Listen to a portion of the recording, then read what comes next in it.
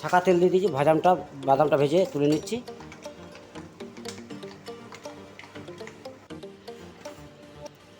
তো বাদামটা পুরো আমার ভাজা হয়ে গেছে, এবার বাদামটাকে তুলে নিচ্ছি।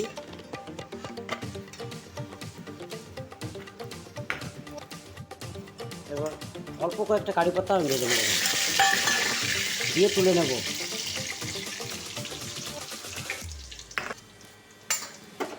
এবার এই ছাকা তেলেতেই অল্প অল্প করে আলুগুলো আমাকে ভাজা করবো, অল্প অল্প করে ভেজে তুলে নেব। ও আস্তে আস্তে ভেজে তুলে নেব। দেখো বন্ধুরা, আমার আলু ভাজা রেডি। এবার এটাকে তুলে নিচ্ছি। কি সুন্দর।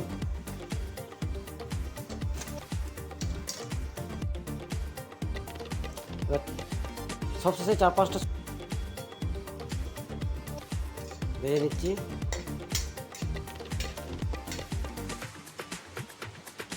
লঙ্কাগুলো ভাজা হয়ে গেছে, এবার তুলে নিচ্ছি। দেখো বন্ধুরা, আমার আলু ঝুড়ি ভাজা কি সুন্দর রেডি হয়ে গেছে। এবার এর উপরে ছড়িয়ে দেবো কারি পাতাগুলো,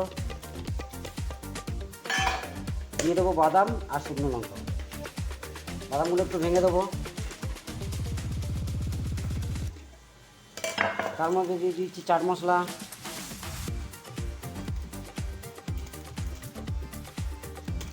আর অল্প একটু বিট নুন ছড়িয়ে দিচ্ছি। এইভাবে পারলে বাড়িতে অবশ্যই বানাবে, একদম অথেন্টিক, একদম বিয়ে বাড়ির মতো স্বাদ হবে এবং খুব খেতে টেস্টিও হবে। আর ভালো লাগলে অবশ্যই আমার ভিডিওটাকে লাইক এবং চ্যানেলটাকে সাবস্ক্রাইব করে দেবে প্লিজ।